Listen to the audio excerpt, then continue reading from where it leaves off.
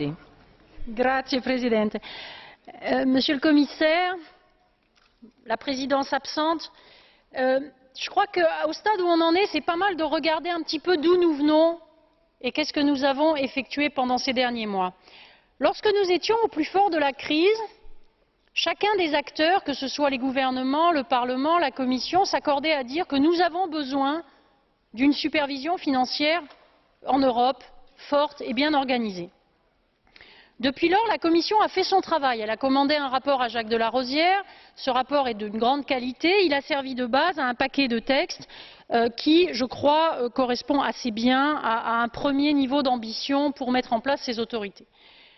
Le Parlement a également fait son travail et notamment nous avons voté au mois de mai dernier en commission parlementaire ECON un texte exigeant qui, tenant compte notamment des derniers développements liés à la crise en Grèce et dans la zone euro, est allé même au-delà de la proposition de la Commission. Et quant au Conseil, depuis le début, il a sorti ses ciseaux et il a eu à cœur de réduire les propositions qui ont été faites par la Commission. La présidence suédoise avait bouclé à l'unanimité en décembre dernier un accord dont le Parlement a dit le jour même où il a été signé qu'il n'était pas satisfaisant.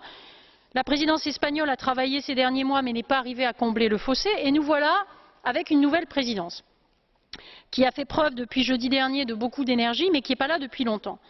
C'est pour ça que le Parlement a accepté de s'engager dans une démarche qui est un petit peu compliquée mais qu'on peut expliquer aux citoyens, qui consiste à donner sa chance à la présidence belge sans rien sacrifier sur le fond. Nous faisons un effort et un effort assez remarquable pour dire nous votons demain les amendements au texte ECON, il y a un texte du Parlement en plénière, simplement nous ne bouclons pas la procédure en première lecture de manière à donner une chance à nos amis belges.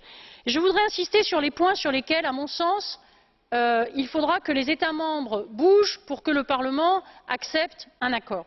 D'abord, c'est tout ce qui concerne l'efficacité, ça a été très bien rappelé par les orateurs précédents et je tiens à souligner qu'il y a un accord entre les 4 principaux groupes politiques qui est tout à fait remarquable et qui nous permet d'avancer avec un front commun. Nous avons besoin que ces autorités soient européennes, qu'elles puissent décider au niveau européen dans un certain nombre de cas délimités. Il ne s'agit pas de se substituer aux superviseurs nationaux, mais quand il y a urgence, quand il y a des produits toxiques qui sont sur le marché, quand il y a une violation du droit communautaire, quand des autorités nationales se disputent, il faut bien que dans le marché intérieur, des décisions soient prises au niveau européen. Il ne faut pas qu'il y ait de clause de sauvegarde. Et là, un mot quand même. Mais contre qui les États membres veulent-ils se protéger quand ils prévoient des clauses de sauvegarde contre l'Europe? Comme s'il y avait ici un complot visant à aller mettre les mains dans les caisses des États membres. Enfin, tout cela est grotesque. Nous avons besoin d'un système qui fonctionne et donc dans lequel des décisions puissent être prises sans abus, comme l'a rappelé M. Giegold, mais sans non plus donner une espèce de droit de veto généralisé aux États qui ne veulent rien faire.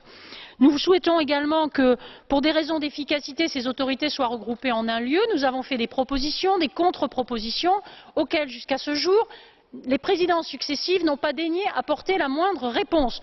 Je trouve que quand on demande de la part des salariés autant d'adaptations qu'on leur demande en ce moment, dire que les États membres ne peuvent pas envisager le transfert de quelques autorités dans une ville unique, c'est une vaste blague pour nos concitoyens. Dernier point, tout ce qui concerne l'information du Parlement, le contrôle d'autorités que nous souhaitons indépendantes. Nous les souhaitons indépendantes, mais parce que nous les souhaitons indépendantes, nous souhaitons aussi que la responsabilité, le dialogue avec les élus du peuple soit possible. Donc là aussi, nous avons fait des demandes. Nous avons également demandé une ouverture plus grande de ces organes. Un mot pour terminer par rapport aux États-Unis. Je suis toujours frappée qu'on nous dise les Américains ont de l'avance. Et je constate que beaucoup de gouvernements ont des discours en 2 temps. Premièrement, nous refusons tout État fédéral, nous refusons toute étape nouvelle dans l'intégration, nous décrions la méthode communautaire. Mais deuxième temps, nous nous comparons toujours aux États-Unis. Alors il y a bien un jour où il faut assumer ses responsabilités. Je souhaite une Europe forte, nous souhaitons des autorités de supervision capables de fonctionner et capables effectivement de donner à l'Europe sa place au niveau global dans cette grande compétition qui existe à l'heure actuelle. Merci beaucoup.